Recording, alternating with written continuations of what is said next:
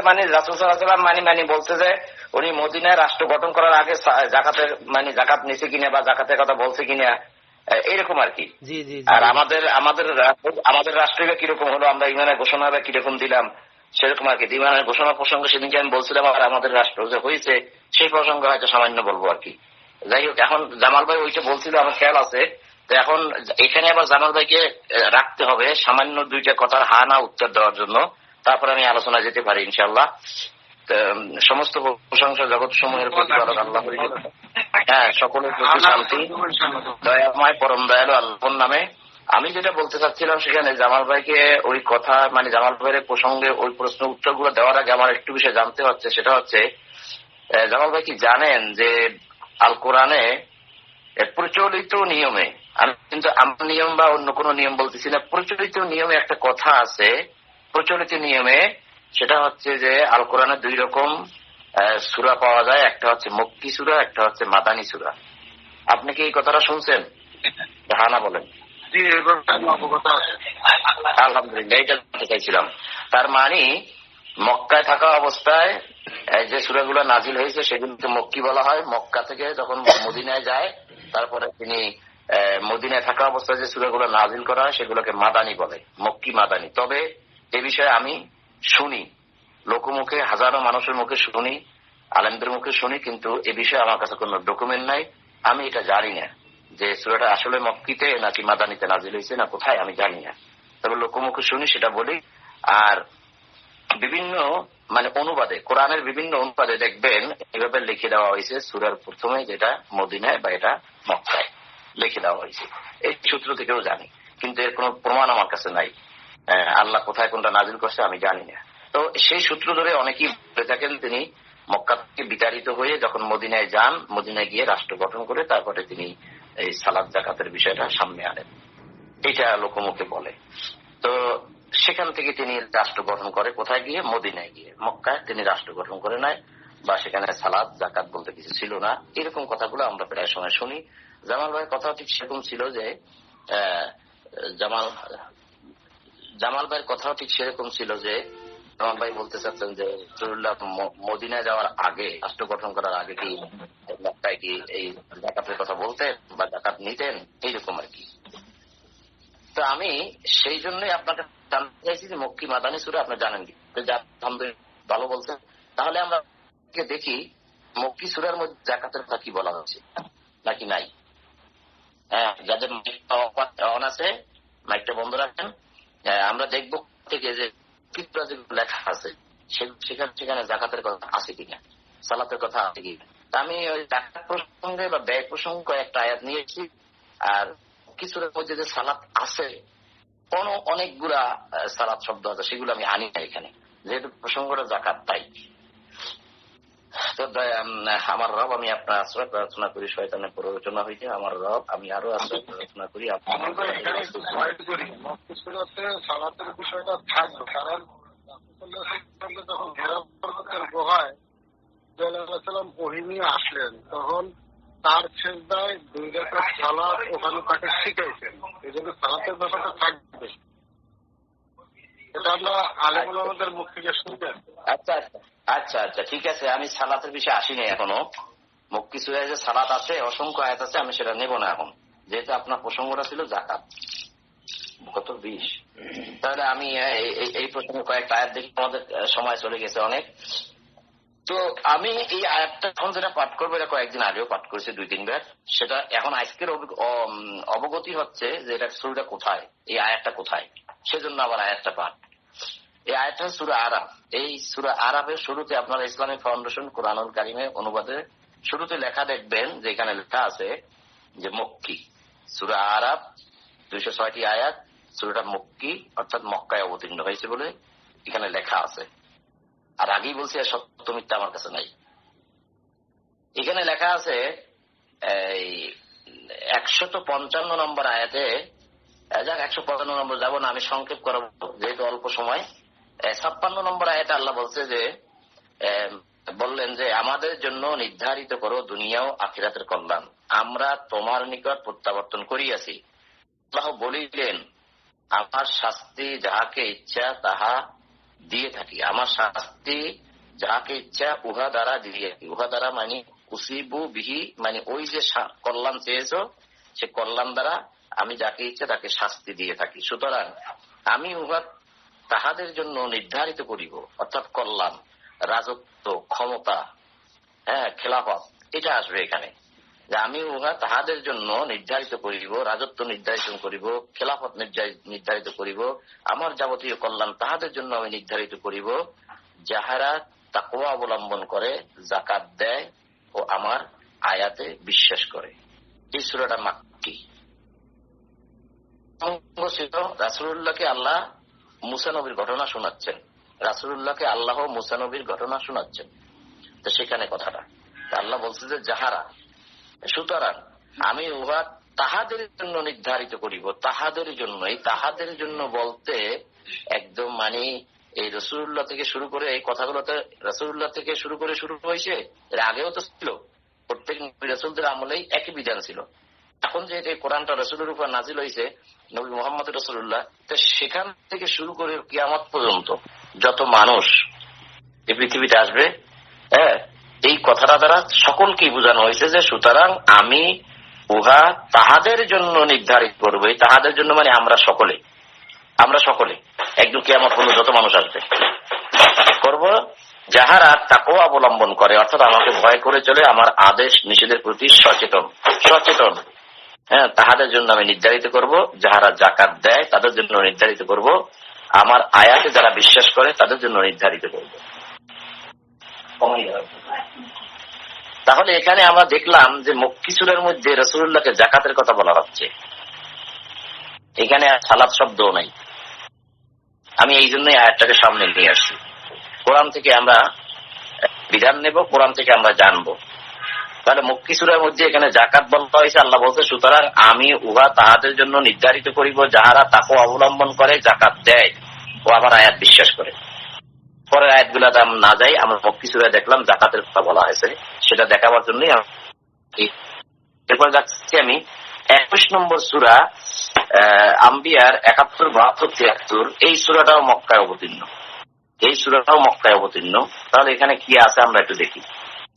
21 নম্বর সূরা, যাদের সামনে কোরআন আছে কোরআন খুলেন, আপনারা দেখুন সূরাটা কি মক্কায় নাকি ভুল হচ্ছে আমার, না মক্কায় নাকি মদিনায় অবতীর্ণ, আপনারা দেখে নেবেন। 21 নম্বর সূরা আম্বিয়া মক্কায় অবতীর্ণ। সেই মক্কায় অবতীর্ণ সূরার মধ্যে আল্লাহ কি বললেন আমরা একটু দেখি। 71, 72, 73 আল্লাহ বলছেন যে এবং আমি লুতকে উদ্ধার করে লইয়া গেলাম সেই দেশে যেখানে আমি কল্যাণ রাখিয়াছি বিশ্ববাসীর জন্য।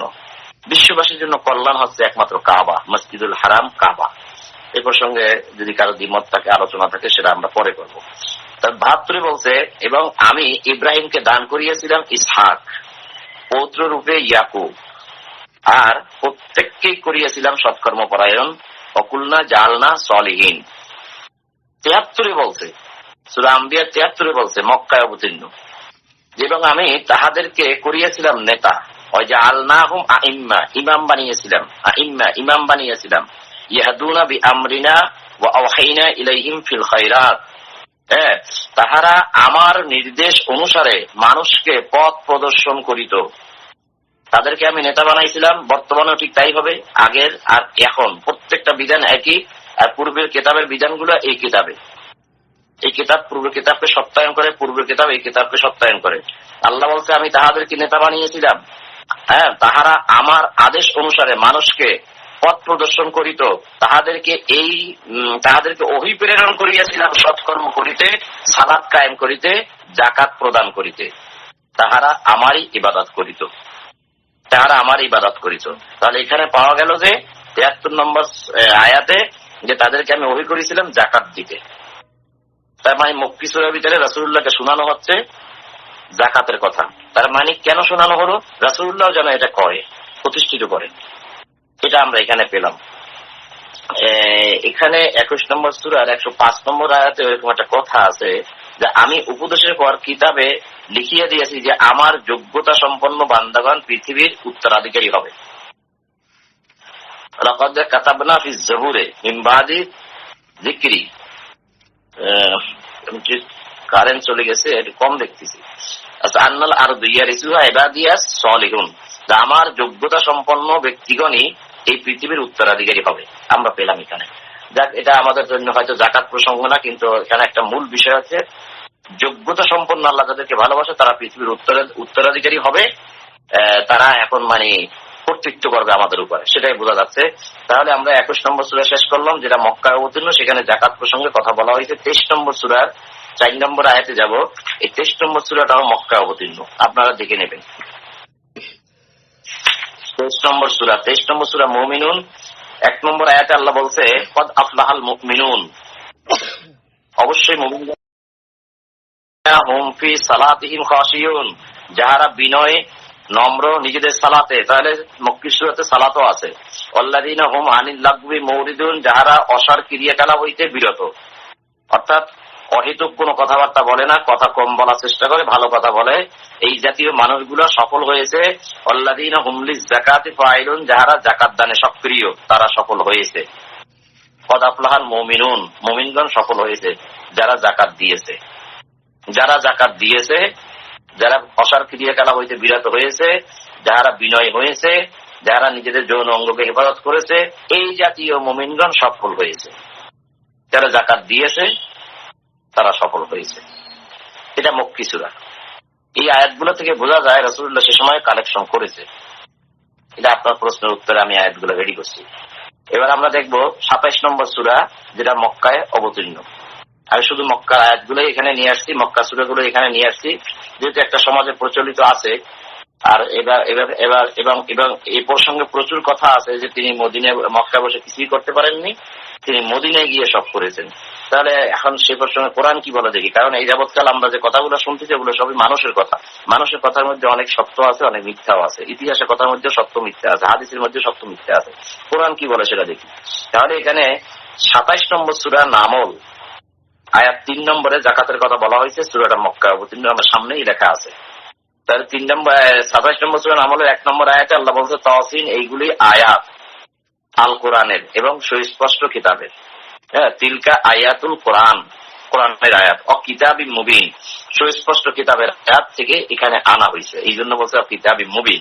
উদা ওয়া বুশরা লিল মুমিনিন, সুসংবাদ এবং হেদায়েত শুধুমাত্র মুমিনদের জন্য। কোন মুমিন? আল্লাযীনা ইউকিমুনাস সালাতা ওয়া ইউতুনাজ যাকাতা, যারা সালাত কায়েম করে, যাকাত দেয়। ওহুম বিল আখিরাতি হুম ইউকিনুন, এবং তারাই আখিরাতে বিশ্বাস করে। তাহলে মক্কায় যারা ছিল সেই সময়, এই মক্কি সূরা মক্কায় যারা ছিল, তাহলে তারা নিশ্চয়ই সালাত কায়েম আর যাকাত প্রদান করেই আখিরাতে বিশ্বাসী হয়েছে। এই দুইটা যারা করে না তারা আখিরাতে বিশ্বাসী নয়। তাহলে যাকাত ছাড়া আখিরাতে যেহেতু বিশ্বাসী হওয়া যায় না, এই আয়াত এই সূরায় প্রমাণ করে সে সময় তারা যাকাত দিয়েছে, কিন্তু সেটা প্রচার হয় না, হয়তোবা এটা বলছে হয়তোবা। কিন্তু যারা রাসূলের হাতে হাত রেখে সব করেছে, বৃক্ষতে যারা রাসূলের সামনে বায়াত হয়েছে, তারা ঠিকই দিয়েছে। আমার বিশ্বাস এই আয়াত থেকে। ওটাও আয়াত, যেটা 31 নম্বর সূরা লোকমান, এখানে যাব। এটারও আয়াত 4, এখানেও বলা হয়, এটাও মক্কি সূরা। আমি প্রমাণ ছাড়া কোনো কথা বলবো না, দলিলও দেব না।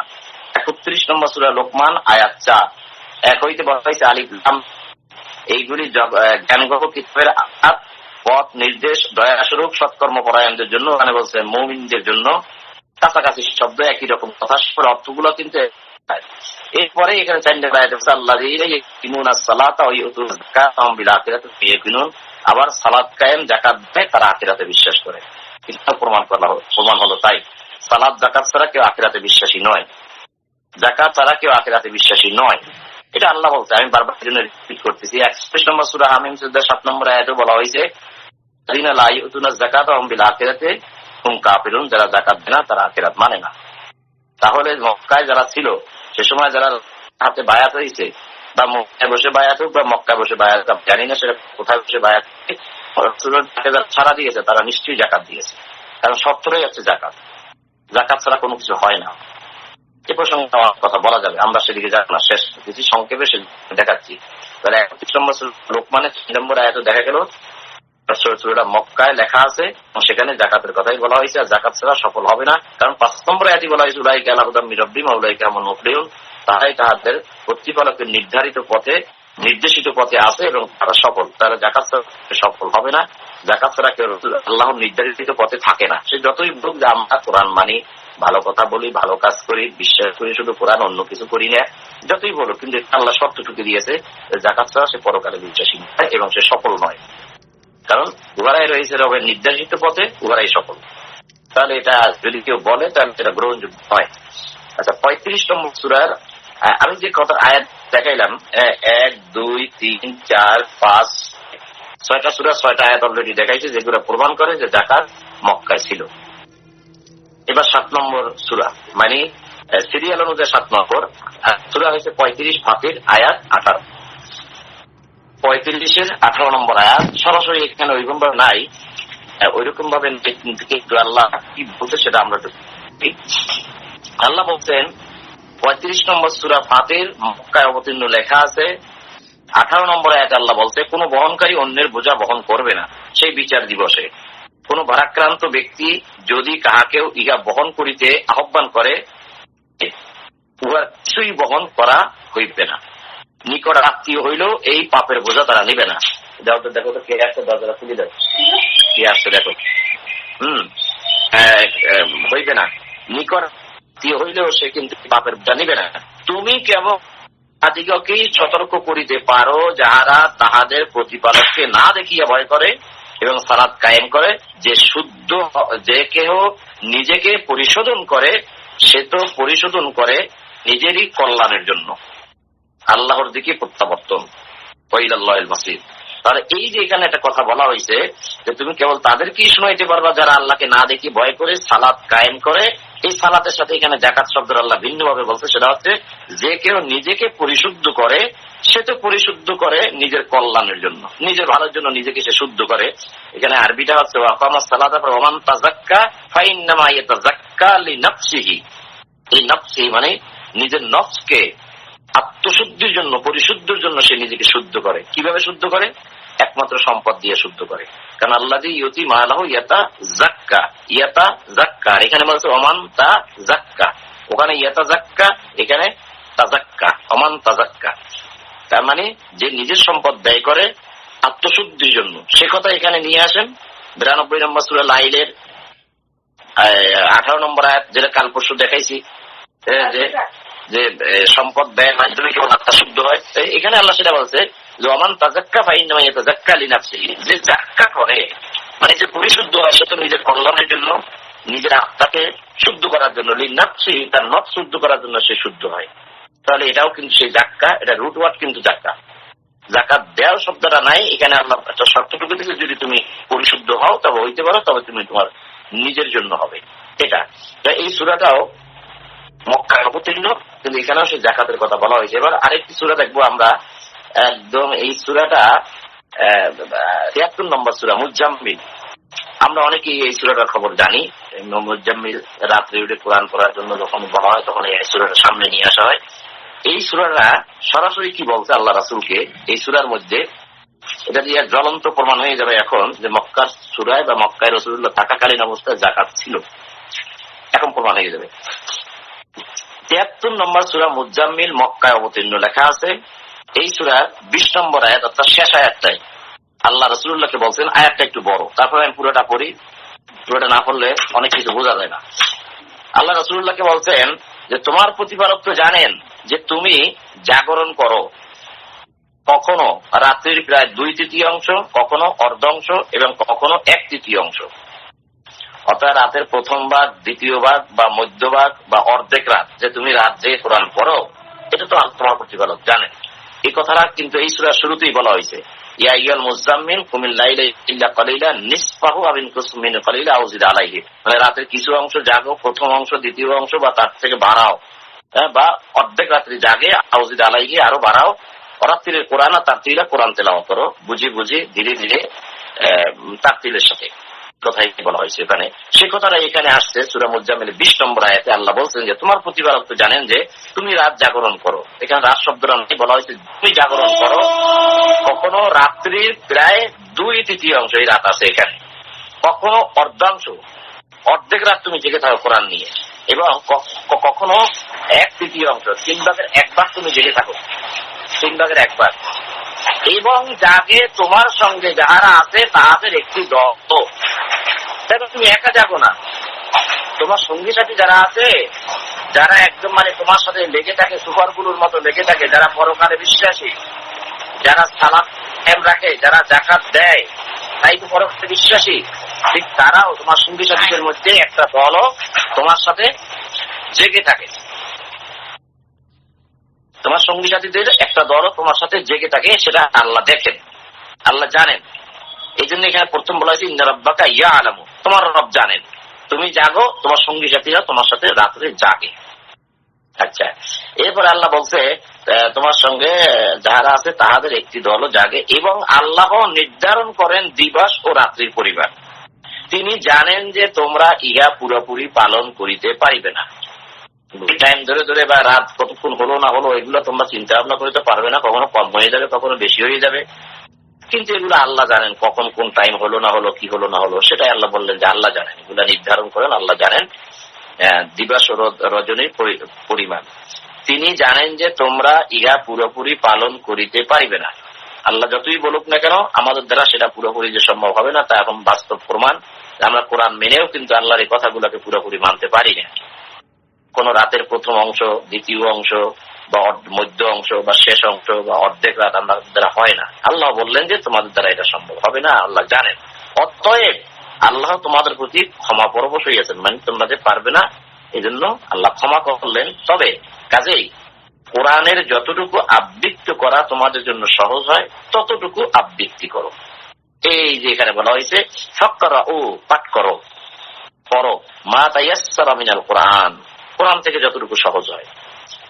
আল্লাহ এখন টাইম গুলো দিয়ে দিচ্ছেন, কিন্তু আল্লাহ পারবেন, আমরা পারবো না বলতেছেন, আল্লাহ ক্ষমা করে বলছে ঠিক আছে যতটুকু পারো ততটুকু তুমি রাত্রবেলা পড়ো। এরপরে বলতে কাজেই সহজ ততটুকু আবৃত্তি করো। তারপরে আল্লাহ জানেন যে তোমাদের মধ্যে কেউ কেউ অসুস্থ হইয়া পড়িবে, কেউ কেউ আল্লাহর অনুগ্রহ সন্ধান করতে গিয়ে দেশ ভ্রমণ করিবে, কেউ কেউ আল্লাহর পথে সংগ্রামে লিপ্ত হইবে।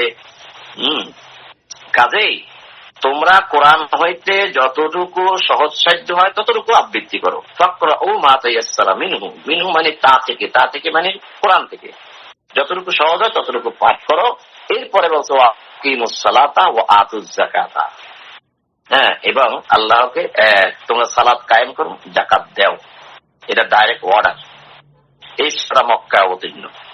এখানে রাসূলের প্রতি এবং রাসূলের সঙ্গী সাথী যারা আছে সকলের প্রতি বলা হয়েছে ওয়াকিমু, মানে এটা বহু বচন, তোমরা, একজনকে নির্দিষ্ট করে বলে নাই, বলছে তোমরা সালাতকে কায়েম করো। ও আতুজ, এই আতুজ যাকাত, আতু বহু বচন, মানে তোমরা যাকাত দিতে থাকো। তাহলে এই রাসূলুল্লাহর প্রতি যদি এই আদেশ থেকে থাকে, তাহলে রাসূলুল্লাহ অবশ্যই এই আদেশ সেখানে মক্কার জীবনে পালন করেছেন বলে আমার বিশ্বাস। জামাল ভাই বলছেন যে এখানে মদিনার আগে কি এটা প্রতিষ্ঠিত ছিল কিনা, দিছে কিনা। আমরা এই কোরআনকে যদি বিশ্বাস করি তাহলে কোরআনের আয়াতগুলো থেকে আমরা বুঝতে পারতেছি যে সেখানেও সেটা ছিল। আর ছিল বিধায় সেখান থেকে অনেক মানুষ সেটা মানে নাই, যার জন্য সেখানে অনেক গন্ডগোল হয়েছে বা যুদ্ধ হয়েছে, তাকে এখান থেকে চলে যাইতে হয়েছে, এটা বলতে পারি। এরপরে বলছে ওয়াকরিদুল্লাহ কারদান হাসানা, আল্লাহকে তোমরা উত্তম ঋণ দিতে থাকো। এই যেগুলো দিবে এগুলো ঋণ, আরো ঋণ আছে। তারপর বলছে মা তুকদ্দিমু লিআনফুসিকুম মিন খায়রিন তাজিদুহু ইনদাল্লাহ, মানে তোমরা তোমাদের নিজেদের জন্য, ওয়াকাদ্দিমু যে আগে পাঠাবে, নিজেদের লিআনফুসিকুম তোমরা নিজেদের জন্য, মিন খায়রিন সম্পদ থেকে, এখানে কল্যাণও ধরা যায়, তবে এটা আসবে সম্পদ, এর উপরে করদান হাসানা আছে। এখানে নাউনটা আছে ওয়াকরিদুল্লাহ মানে খরচ, মানে ধার কর্য, তার মানে এটা সম্পদের সাথে কানেক্টেড। তারপরে ওয়াতুজ যাকাত, এটাও সম্পদ। তো এখন মিন খায়রিন, এটা কল্যাণ থাকে না, এটা হয় সম্পদ। হ্যাঁ, যে আল্লাহর কাছে তা তোমরা পাবে, পুরস্কার স্বরূপ তোমরা তা আল্লাহর কাছে পাবে, তোমরা আগে যা পাঠাবে। অর্থাৎ আমাদের জান্নাত দরকার, জান্নাতে যে আমরা থাকবো, খাবো, সেখানে বসবাস করবো, তার জন্য আমরা এখান থেকে আগে পাঠাই দিচ্ছি। এই অর্থাৎ এই ওয়াকিমুস সালাত ওয়া আতুজ যাকাত, ভালো কাজ করা, সালাত কায়েম করা, বিধান প্রতিষ্ঠা করা, এবং ওয়াতুজ যাকাত এবং যাকাত প্রদান করা, ওয়াকরিদুল্লাহ কারদান হাসানা, এবং আল্লাহকে উত্তম ঋণ দেওয়া। এইগুলো যা আমরা করবো, এগুলো সবই আমরা আগে আগে ওখানে পাঠাই দিচ্ছি, জমা হয়ে যাচ্ছে, যার জন্য আমরা শান্তিতে থাকতে পারবো। এরপরে বলা হয়েছে আস্তাগফিরুল্লাহ, আস্তাগফিরুল্লাহ ইন্নাল্লাহা গফুরুর রহিম। এখানে আমাদের মাঝে আজকে আছে, আমাদের মাসুম ভাই আছে, মাসুম ভাইকে আমি একটু অনুরোধ করব, যদিও অপ্রাসঙ্গিক, একটু অনুরোধ করবো আপনি একটু অন করে একটু বলবেন যে এই যে আস্তাগফিরুল্লাহ, অ যদি বাদ দিই তাহলে এখানে আলিফ রাখা আছে আস্তাগফিরুল্লাহ, আর অ বাদ দিয়ে অ সহকারে ধরলে এবং আস্তাগফিরুল্লাহ। তাহলে এই যে আস্তাগফিরুল্লাহ এখানে এই কথাটার অর্থটা কি হয়? মাসুম ভাই যদি একটুখানি বলেন, আমরা অন্যদিকে যাবো, যেহেতু আপনি আছেন আমাদের সাথে। যে আস্তাগফিরুল্লাহ এর অর্থটা কি হবে? আস্তাগফিরুল্লাহ শেষকাল যদি ও বাদ দিয়ে যদি আস্তাগফিরুল্লাহ বলা হয় অর্থাৎ আমি ক্ষমা চাই। আর আস্তাগফিরুল্লাহ যে তোমরা আমার কাছে ক্ষমা চাও, শুধু আলিফ সিন তা গইন ফা আস্তাগফিরুল্লাহ অর্থাৎ আমি আমার কাছে ক্ষমা চাই। আর যদি অল্প দিই আস্তাগফিরুল্লাহ যে তোমরা আমার কাছে ক্ষমা চাও। এখন এখানে আচ্ছা মাইকটা রাখেন, অন রাখেন। এখানে বলা হয়েছে যে তোমরা আল্লাহর কাছে আগে যা পাঠাবে পুরস্কার স্বরূপ হিসেবে তা তোমরা মহত্তর পাবে। পাবে বলার পরে বলছে আর তোমরা ক্ষমা প্রার্থনা করো আল্লাহর নিকট, মানে ক্ষমা চাও আল্লাহর কাছে। আর মানে এবং অ দিয়ে বলা হয়েছে, অ অর্থাৎ এবং বা অ অর্থ আর। তো অটাকে যদি বাদ দিয়ে দিই আলিফ আছে। হ্যাঁ, আস্তাগফিরু, এই ফিরুটা কি? ফিরু এখানে অ অর্থ দেওয়া আছে আস্তাগফিরু। যদি আমি আল্লাহকে আলাদা করি আস্তাগফিরুল্লাহ, ফিরু আল্লাহ। যদি আমি আল্লাহকে আলাদা করি তাহলে আস্তাগফিরু, এই ফিরু দিয়ে কি বোঝানো হয়েছে? কি অর্ডার নাকি আস্তাগফিরু? তোমরা এটাকে বহু বছর ফিরু হবে না, এটা আমরা একটু কথা বলি। বাদ দিলে সেটার নির্দেশ এভাবে হবে কিন্তু এবং আমার কাছে তোমরা ক্ষমা চাও।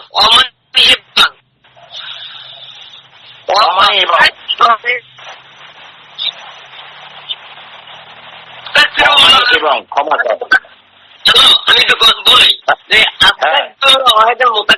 যে আমি আমার কাছে ক্ষমা চাই, আর অ বাদের ভাবে তোমরা আমার কাছে ক্ষমা চাও। আর অ দিয়ে হবে এবং তোমরা আমার কাছে ক্ষমা চাও। আস্তাগফিরুল্লাহ তোমরা আমাকে আল্লাহর কাছে ক্ষমা চাও, আর অ বাদ দিলে ইস্তাগফিরুল্লাহ তোমরা আমার কাছে ক্ষমা চাও, এবং তোমরা আস্তাগফিরুল্লাহ হইবে এবং তোমরা আমার কাছে ক্ষমা চাও। আর ইস্তাগফিরুল্লাহ হ্যাঁ বলেন, আবার একটু বলি। ইস্তাগফিরুল্লাহ তোমরা আমার কাছে ক্ষমা চাও, আর আস্তাগফিরুল্লাহ এবং তোমরা আমার কাছে ক্ষমা চাও। আলহামদুলিল্লাহ, এখন আমরা লাইনে আসছেন, কিন্তু প্রথমে আপনার কথাটা এরকম ছিল না, আমি এই জন্য রিপিট করছি। তাহলে আমরা এখানে জানলাম, এখানে অনুবাদেও লেখা আছে, মাসুম ভাই বলছে হুবহু কথা একই। মাসুম ভাই বলছে অযুক্ত থাকলে হবে গিয়া, অযুক্ত থাকলে হবে এবং তোমরা আল্লাহর কাছে ক্ষমা চাও। আর অ যদি বাদ দিয়ে দিই তাহলে হবে ইস্তাগফিরুল্লাহ, যার অর্থ হবে তোমরা আল্লাহর কাছে ক্ষমা চাও এবং থাকবে না ইস্তাগফিরুল্লাহ। আচ্ছা, এটাকে কি ইস্তাগফিরুল্লাহ থেকে আস্তাগফিরুল্লাহ বলা যাবে মাসুম ভাই? মাসুম ভাই, ইস্তাগফিরুল্লাহকে কি আস্তাগফিরুল্লাহ বলা যাবে? আস্তাগফিরুল্লাহ। মাসুম ভাই আপনার মাইক বন্ধ, যদি কিছু বলেন আমরা শুনি না। আস্তাগফিরুল্লাহ যদি বলা হয় তাহলে অর্থ দ্বারা আমি আমার কাছে ক্ষমা চাই, সেখানে বহু বচন আসে না। কিন্তু আস্তাগফিরু আছে যে, ফিরু রু আছে। আস্তাগফিরু অল্প, আপনি তো হয়তো মোতাকাল্লিমে আস্তাগফিরু তো হবেই না, শুধু শেষকালে পেশ হবে আস্তাগফিরু। আস্তাগফিরু মানে আমি আমার কাছে ক্ষমা চাই, এটা আমার থেকে বিদায় তোমরা আমার কাছে ক্ষমা চাও বিদায়, সেখানে অ হয়েছে, অল্প অ হয়েছে। আচ্ছা ঠিক আছে, ধন্যবাদ। আমি এই বিষয়টা নিয়ে একটু চিন্তাযুক্ত ছিলাম, আমরা কিছু একটা ক্লিয়ার হয়েছি। এ বিষয়ে আমি আরো চিন্তা ভাবনা করবো, আমরা আপনাদের সাথে আলাপ করবো, তাহলে আমি এখান থেকে কিছু একটা সমাধান পাবো। তো এখানে অনুবাদেও লেখা আছে তোমরা আল্লাহর কাছে ক্ষমা চাও। তা আমার সেটা মুখ্য বিষয় ছিল না, যেহেতু এটা নিয়ে আমি অনেকদিন ধরে চিন্তা ভাবনা করছি, কারোর সাথে কোনো শেয়ার করতে পারি নাই। তো সামনে আসছে সেজন্য আমি একটু সময় ব্যয় করলাম। আপনারা কেউ মনে কিছু নেবেন না, আমি দুঃখিত। আমি শুধু দেখাইতে চাইছিলাম যে এই সূরাটার মধ্যে, এই সূরা মুজাম্মিল যেটা মক্কায় অবতীর্ণ লেখা আছে মক্কায় অবতীর্ণ, আর এই সূরার মধ্যে রাসূলুল্লাহর প্রতি আদেশ, রাসূলের সাথে যারা আছে সঙ্গী সাথী, যে ওয়া আকিমুস সালাতা ওয়া আতুজ যাকাতা, তোমরা সালাত কায়েম করো, তোমরা যাকাত দাও। তাহলে যদি রাসূলুল্লাহকে যারা বিশ্বাস করে, আল্লাহকে যারা বিশ্বাস করে, পরকাল যারা বিশ্বাস করছে, তারা আমার দৃঢ় বিশ্বাস যে তারা এই আদেশ বাস্তবায়ন করছে। হয়তো পরিসরে কম হতে পারে, যা ঢালাওভাবে নাও হতে পারে, কিন্তু করেছে ছিল। এটাই আমার কথা, যেহেতু সূরাটা মক্কায়। এবার আমরা যাব, যদি সময় বেশি না করে আমি অল্পতে শেষ করে দেবো, অসুবিধা নেই। আরো কিছু আয়াত যা আছে সবগুলো পাঠ করতে হচ্ছে এমন না, কারণ যে আয়াতগুলো আমি দিচ্ছি সেই আয়াতগুলো কিন্তু স্পষ্ট। বেশি সামনে দিয়ে যেতে হচ্ছে যে তাও না, আরো অনেকগুলো আয়াত যে আয়াতগুলো সরাসরি যাকাত নাই, এটা কিন্তু অন্যভাবে বলা হয়েছে। তবে যাকাত দিয়ে আর একটা কথা আছে, আয়াত আছে, সেটা হচ্ছে 98 নম্বর সূরা মক্কি সূরায়। আর মাদানী সূরায় তো আছেই অনেক, মাদানী সূরায় তো অনেক আছে।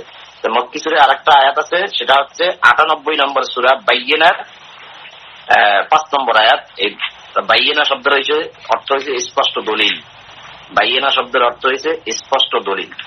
এখানে 98 নম্বর সূরা বাইয়িনার 5 নম্বর আয়াতে আল্লাহ বলছেন যে ওমা উমিরু ইল্লা লিয়াবুদুল্লাহ মুখলিসিনা লাহুদ্দিন, তারা তো আদিষ্ট হয়েছিল আল্লাহর আনুগত্যে বিশুদ্ধ চিত্ত হইয়া একনিষ্ঠ ভাবে তাহার ইবাদত করিতে। ওমা উমিরু ইল্লা লিয়াবুদুল্লাহ মুখলিসিনা লাহুদ্দিন, ওমা উমিরু, তারা আদিষ্ট হয়েছিল মানে তাদেরকে আদেশ করা হয়েছিল। কি আদেশ? ইল্লা লিয়াবুদুল্লাহ, আল্লাহর ইবাদত ছাড়া, আল্লাহর দাসত্ব ছাড়া তারা আর কোন দাস, কারো দাস হবে না, কোন ইবাদত করবে না। কিরকম করবে সেটা? মুখলিসিনা লাহুদ্দিন, খাস ভাবে, একান্ত ভাবে, বিশুদ্ধ চিত্ত হইয়া একনিষ্ঠ ভাবে। লাহুদ্দিন, লাহু মানে আল্লাহর, আল্লাহর দিন, আল্লাহর দিনে, আল্লাহর আইনে তারা ইবাদত করবে, আল্লাহর বিধানে। এভাবেই তাদেরকে আদেশ করা হয়েছিল। সেটা কি? হুনাফা ওয়া ইউকিমুস সালাতা ওয়া ইউতুজ যাকাতা, হুনাফা ওয়া ইউকিমুস সালাতা ওয়া ইউতুজ যাকাতা, সেটা হচ্ছে যে তারা সালাত কায়েম করবে এবং যাকাত দেবে। সালাত কায়েম করতে, যাকাত দিতে আদেশ দেওয়া হয়েছিল তাদেরকে। যদি তারা এই দুটি কাজ করতে পারে, কাজ মাত্র দুটি, এটাই হচ্ছে ইবাদত। এই আয়াতের শুরুতে বলা হয়েছে ওমা উমিরু ইল্লা লিয়াবুদুল্লাহ, তাদেরকে শুধু আদেশ দেওয়া হয়েছিল ইবাদত করতে। এবার বলছে মুখলিসিনা লাহুদ্দিন, তারই আইনে, খাস ভাবে। সেটা কি ইবাদত? যে তারা সালাত কায়েম করবে, যাকাত দেবে, এই হচ্ছে ইবাদত। বিধান দুইটা, আল কোরআনে বিধান হচ্ছে দুই, সালাত আর যাকাত। আর যা যত বিধান দেখতেছেন, যত বিশ্বাস দেখতেছেন, সব এর সাথে সম্পূরক, এর সাথে কানেক্টেড এবং এর সাথে জড়িত। যারা এই দুইটা বিধান মানবে আর সমস্ত বিধান কোরআনে যা বলা হয়েছে সবগুলো তাদের দ্বারা পালন হয়ে যাবে এবং তারা এগুলো পালন করবে। আর যারা এই দুইটা বিধানে থাকবে না, অন্য অন্য বিধানের সাথে বিধান তারা মানতে পারবে না, ওই বিধান থেকে তারা জুড়ে যাবে। তাহলে এখানে আল্লাহ বলতে তাদেরকে আমি আদেশ দিয়েছিলাম ইবাদত করতে। ইবাদতটা কি ছিল? সালাত এবং যাকাত। আর এই দুইটি কাজ যদি করতে পারে, আল্লাহ বলতে যালিকা দীনুল কাইয়্যিমা, এটাই হচ্ছে প্রতিষ্ঠিত দিন, এটাই হচ্ছে প্রতিষ্ঠিত দিন। যেটা বলা হয়েছে সূরা 30 নম্বর সূরা না ইয়াতে, মানে 42 নম্বর সূরা 13 নম্বর আয়াতে বলা হয়েছে যে 42 নম্বর সূরা 13 নম্বর আয়াতে যে বলা হয়েছে যে তাদেরকে যে আদেশ তিনি নূহকে দিয়েছিলেন, 42 নম্বর সূরা 13 নম্বর কই গেল? 42 নম্বর সূরা 13 নম্বর আয়াতে আল্লাহ বলছে শারা লাকুম মিনাদ-দীন। এই যে শারা মানে শরীয়ত, শারা লাকুম মিনাদ-দীন মা ওয়াসাকুম বিহি নূহা ওয়াল্লাযীনা আওহাইনা ইলাইকা ওয়া মা ওয়াসাইনা বিহি ইব্রাহিমা ওয়া মূসা ওয়া ঈসা আন আকিমুদ্দিন, যে তিনি তোমাদের জন্য বিধিবদ্ধ করিয়া দিয়েছেন দিন। শরীয়তের বিধিবদ্ধ, শরীয়তের বিধান হচ্ছে দিন। শারা লাকুম মিনাদ-দীন, যার নির্দেশ দিয়েছিলেন তিনি নূহকে, এই দিনের নির্দেশ দিয়েছিলেন তিনি নূহকে। আর এই দিন আমরা পাইলাম 98 নম্বর সূরা বাইয়িনার 5 নম্বর আয়াতে, যে মুখলিসিনা লাহুদ্দিন, এরপরে বলছে ওয়াযালিকা দীনুল কাইয়্যিমা, এই দিন আবারও দিন, এটাই হচ্ছে সেই দিন যেদিন প্রতিষ্ঠিত, এটাই হচ্ছে প্রতিষ্ঠিত দিন। কি? সালাত এবং যাকাত, এই দুইটা যদি থাকে তাহলে দিন প্রতিষ্ঠিত হবে। আর এই দুইটা পালন করা হবে তার দ্বারা, আর যত আইন বিধান আছে, নিয়ম নীতি যা আছে কোরআনে, সব তার দ্বারা সম্ভব হবে। আর এই দুইটা ভিতরে নাই, বা একটা ভিতরে আছে একটা ভিতরে নাই, তার দ্বারা আসবে না। কথাগুলো আমি বলছি যে আপনার কথাগুলো খেয়াল করেন, মন দিয়ে খেয়াল করেন, কথাগুলো এটাই আসবে। তো দেখেন, শারাআ লাকুম মিনাদ দিন বলার পর আল্লাহ বলছে যে এই দিনে আদেশ করেছিল, মানে ওহী করেছিল নুহা, এই দিনেরই ওয়াল্লাযিনা আওহাইনা ইলাইকা, এবং তোমার উপরেও ওয়াসাইনা বিহি ইব্রাহিমা, এবং এই দিন তাকে দিয়েছিলাম, এই ওহী করেছিলাম ইব্রাহিমের প্রতি, ওইটাই মুসা ওয়া ঈসা, এই তাদের প্রতি এটাই করেছিলাম। সেটা কি? আন আকিমুদ্দিন, যে আমার দিন প্রতিষ্ঠিত করো, ওয়ালা তাতাফাররাকু, আর আমার এই দিনের মধ্যে ফিহি, আমার এই দিনের মধ্যে কোনো ফারাক সৃষ্টি করিও না, কোনো দল তৈরি করো না, কোন দল তৈরি করো না, সবাই মিলে একত্রিত থাকো। ওয়াতাসিমু বিহাবলিল্লাহি জামিআ ওয়ালা তাফাররাকু, ওখানেও তাফাররাকু বলছে সূরা আল ইমরানের 103, যে তোমরা তাফাররাকু হইও না, সকলে মিলে আল্লাহর রজ্জুকে শক্তভাবে আঁকড়াইয়া ধরো, পরস্পর বিচ্ছিন্ন হইও না। আমরা কিন্তু সব বিচ্ছিন্ন। তা আমরা কিভাবে একত্রে থাকতে পারি? কোরআনের পাঠক যারা আছি, এই তাফাররাকু যেন আমরা না করি, ফারেক যেন না হই, এ ব্যাপারে আমাদের মনোযোগী হতে হবে। তাহলে মনে হয় আল্লাহর তরফ থেকে আমাদের উপর সাহায্য আসবে। তাহলে আমি এখানে আর ওদিকে না যাই না, যে আমি বলতেছিলাম যে দিনটা আল্লাহ রাসূলুল্লাহকে দিয়েছেন, সেই দিনটা দিয়েছেন তিনি নূহকে, সেই দিনটার জন্য ওহী করছিলেন ইব্রাহিম, মুসা, ঈসা, সবার প্রতি একই আদেশ ছিল যে আমরা আন আকিমুদ্দিন, যে তোমরা আমার দিনকে, অর্থাৎ আমার জীবন নীতিকে, তোমাদের বিধানকে, তোমার সংবিধান, তোমাদের আইন, এই জীবন নীতি, জীবন ব্যবস্থাকে তোমরা প্রতিষ্ঠিত করো, এটাই বলছে। এটা যদি কিভাবে করবো, এটা করতে হইলে এই 98 নম্বর সূরা বাইয়ানার 5 নম্বর আয়াত, যেখানে আল্লাহ বলছে ওয়াইয়ুকিমুস সালাতা, সালাতকে প্রতিষ্ঠা করো, অর্থাৎ যত যাবতীয় আইন বিধান আছে তা সমাজে বাস্তবায়ন করো, প্রতিষ্ঠিত করো। ওয়াইয়ুতুনাজ যাকাত, এবং তোমাদের সম্পদ থেকে ব্যয় করতে থাকো, অর্থাৎ ওয়াইয়ুতুনাজ যাকাত, অর্থাৎ পরিশুদ্ধতামূলক প্রদেয় প্রদান করো, আইন বিধান প্রতিষ্ঠিত করো, পরিশুদ্ধতামূলক প্রদেয় প্রদান করো। ওয়াযালিকা দীনুল কাইয়্যিমা, তাহলে এটাই হবে একমাত্র প্রতিষ্ঠিত দিন। আর যারা এই বিষয় করে অস্বীকার করে তাদের কথা বলা হয়েছে ইন্নাল্লাযীনা কাফারু। তো যাই হোক, এখন এরপরে বলা হয়েছে 7 নম্বরে বলা হয়েছে ইন্নাল্লাযীনা আমানু ওয়া আমিলুস সালিহাত উলাইকা হুম খায়রুল বারিয়া, যারা ঈমান আনে, সৎকর্ম করে, তারা হচ্ছে সৃষ্টির শ্রেষ্ঠ।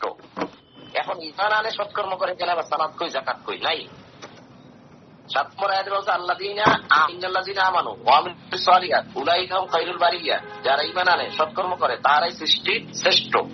সৃষ্টির শ্রেষ্ঠ কারা? যারা ঈমান আনে, সালাত কায়েম করে, ঈমান আনে, ওয়া আমিলুস সালিহ, আমলে সালেহ করে, সৎকর্ম করে। এখানে কিন্তু সালাত যাকাত নেই, সালাত যাকাত ছাড়াই তারা সৃষ্টির শ্রেষ্ঠ। তার মানে কি?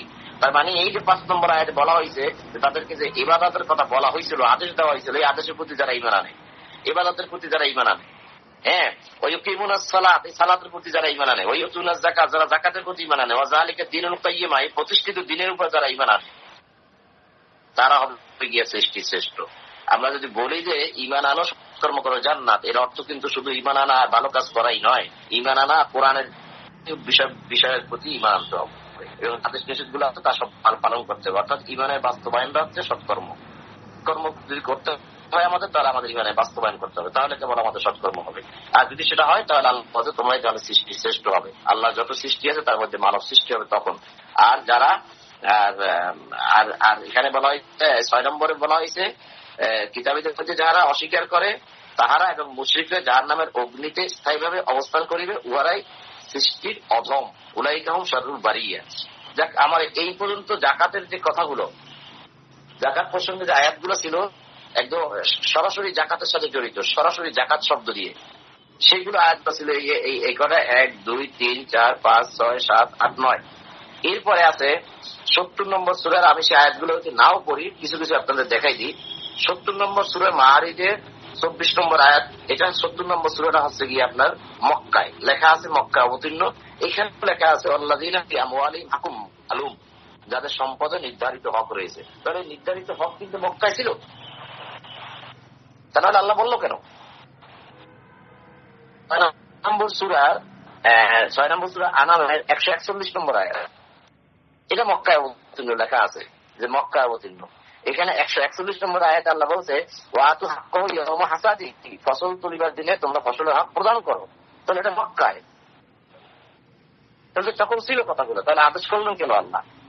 আচ্ছা, তারপরে 11 নম্বর সূরা হুদ আয়াত 87, শোয়াইবকে বলতেছে যে ভাই তোমার সালাত কি আমাদেরকে এই নির্দেশ দেয় যে আমরা বাপদাদার থেকে যা করে আসছি তা করবো না, আর আমরা আমাদের ধন সম্পদে যেরকম ইচ্ছা সেরকম করতাম করবো না? তার মানে আমরা যে আমাদের ধন সম্পদ গুলো ইচ্ছে মতো খরচ করতাম এরকম করবো না? তোমার সালাত কি আমাদেরকে এই নির্দেশ দেয়? মক্কায় অবতীর্ণ, সেখানে আল্লাহ কথাটা জানাই দিলেন, শোয়াইবের বিষয়টা জানাই দিয়েছে সরাসরি আয়াতগুলা। আর আগের আয়াতগুলো আমি সরাসরি দেখাইছি অর্ডার, যেগুলো অর্ডার, আর এখানে সরাসরি না কিন্তু সম্পদের সাথে জড়িত সেটা দেখাচ্ছি, এই জন্য আমি এগুলো একটু শেষের দিকে রাখছি। 13 নম্বর সূরার রদের 22 নম্বর আয়াতে বলা হয়েছে রিজিক থেকে ব্যয় করার কথা, এটা হচ্ছে মক্কায় রিজিক থেকে ব্যয় করা। 14 নম্বর সূরা ইব্রাহিমের 31 নম্বর আয়াত রিজিক থেকে ব্যয় করতে বলছে, এটা মক্কায়। 28 নম্বর সূরার 54 নম্বর আয়াত অর্থাৎ সূরা কাসাসের 54 নম্বর আয়াত রিজিক থেকে ব্যয় করতে বলছে, এটা মক্কায়। 35 নম্বর সূরা ফাতির 29 নম্বর আয়াত, যেহেতু 35 নম্বর সূরা ফাতিরটা আগে একবার দেখাইছে 18 নম্বর আয়াতে যাক্কাত বলা হয়েছে 2 বার, হ্যাঁ 18 নম্বর আয়াতে, এবার 29 নম্বর আয়াতে বলা হয়েছে রিজিক থেকে ব্যয় করার কথা, এটা মক্কায়। 42 নম্বর সূরা সূরা আয়াত 38 রিজিক থেকে ব্যয় করতে বলছে, মক্কায়। 42 নম্বর সূরাটা মক্কায়। 108 নম্বর সূরা এটা হচ্ছে সূরা কাউসার, হ্যাঁ এটা মক্কায়। তারপর 10 নম্বর সূরা ইউনুস আয়াত 14 বলা হয়েছে যে আল্লাহ খেলাফত দিবেন আমাদেরকে। কাউকে খেলাফত দিবেন? যারা আমরা বিশ্বাস করি তাদেরকে দেবে। তাহলে সূরা 8 নম্বর 100 কাউসার যেটা বলা হয়েছে, ওই কাউসার নিয়ে আমি একদিন এখানে আলোচনা করছিলাম যে আসলে ওখানে অনুবাদে বলা হয়েছে আমরা তোমার হাউজুল কাউসার দিচ্ছি, কাউসার দান করেছি। আসলে এটা তোমাকে আমরা কি করেছি, সম্পদের আধিক্য দিয়েছি, অর্থাৎ প্রাচুর্য দিয়ে। আর তারপর ফাসাল্লি লিরাব্বিকা ওয়ানহার, তুমি অনুসরণ করো, হ্যাঁ তাই, বা যেটা নহর করা যায় অর্থাৎ প্রবাহিত করা যায়, অর্থাৎ এই সম্পদগুলো কিভাবে মানুষের নিকট দেওয়া যায় এই বিষয়ে আমি কথা বলছিলাম। এই বিষয়ে যদি এখন কোনো প্রশ্ন করেন কাউসার নিয়ে, সে বিষয়ে আমি আর কথা বলবো না, এটা অন্য সময়, সেটা বাদ। যেহেতু আমি এখানে একটা সম্পদের সাথে আধিক্য আল্লাহ মাকাবির বলা হয়েছে যে সম্পদের প্রতি মহৎজন্য তোমাদের এমন ভাবে আকৃষ্ট করে রাখে তোমাদেরকে যে একজন যতদিন তোমরা কবরে না যাও ততদিন পর্যন্ত তোমরা সরকার সম্পদের সাথেই লেগে থাকো। ওই যে সম্পদ আবার ইন্না আতইনা কাল কাসর, এখানেও সম্পদ গুলো মিলে যায় একসাথে, সেই জন্য আমি এটা কথাটা বলছি। যাই হোক, আমি এখন এখানে আর সামনের দিকে আগাবো না, সময় আমাদের শেষ। আমি শুধুমাত্র জামাল ভাইকে ওইটা বলতে চাইছি যে মক্কা সূরার মধ্যে জাকাতের কথা আছে যে অর্ডার, এবং তা বাস্তবায়ন হয়েছে। আর যদি বাস্তবায়ন তারা না করে থাকে তাহলে তারা কেউ পরকালে বিশ্বাসী নয়। এখন আমাদেরকে অনেকে বা হাদিসে দিয়ে বা আলেমরা হয়তো এরকম ভাবে বলবে, বা সে মক্কা জীবনে কতদিন ছিল, মদিনার জীবনে কতদিন ছিল, এগুলো ইতিহাস বলে। সেখানে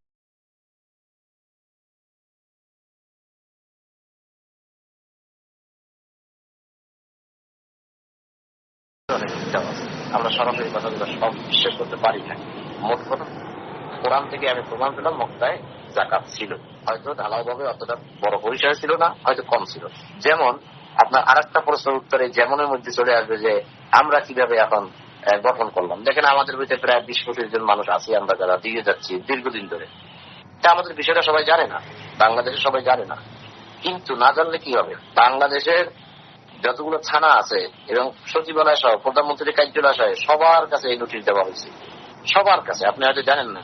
এবং কত হাজার হাজার মসজিদে দেওয়া হয়েছে, ইমামদেরকে দেওয়া হয়েছে, মাদ্রাসায় দেওয়া হয়েছে, কিন্তু তারা প্রত্যাখ্যান করছে। আলোড়ন সৃষ্টি হয় না তেমন একটা। কিন্তু এখন কিন্তু আপনি এখন না, দীর্ঘদিন থেকে কিন্তু ওখানে যেখানে মানে এই আমিরুল ইসলাম ভাই যেখানে আসছে সেখানে কিন্তু দীর্ঘদিন ধরে গন্ডগোল চলতেছে। তার বিরুদ্ধে মিছিল মিটিং হচ্ছে, শত শত মানুষ, 100 জন আলেম দরখাস্তের মধ্যে সাইন দিয়ে তাকে খ্রিস্টান বানাইছে। সে খ্রিস্টান, চিন্তা করেন, 100 জন আলেম। এবং এই 100 জন আলেম মিললে তারা গেছে এইতে গেছে, থানায় গেছে তার বিরুদ্ধে, এবং তার বিরুদ্ধে কয়েকবার মিছিল মিটিং হয়েছে, ভাঙচুর হয়েছে। বারবার একটা ওসি সাহেব আসতেছে, এই কয়েকদিন আগে কয়েকবার আসছে, পুলিশ আসছে, আইসে কোনো কিছু পায় না। তারপরে তারা চলে যাচ্ছে। এবং এখন শেষ পর্যায়ে এক পর্যায়ে মানে এখানে ওসি সাহেব, তারপরে এই যে এলাকার এই যে এমপির কাছে গেছে, প্রচুর মানুষ গেছে। তারা বলতেছে যে ওনার বিরুদ্ধে তোমরা বহুদিন ধরে আন্দোলন করে গেলাম, উনি তো ওনার অবস্থানে বহাল তবিয়াতে আছে, কিছুই তো হয় না, শুধু মামলা দিচ্ছ, কিছুদিন কষ্ট করে বেচারা চলে আসতেছে।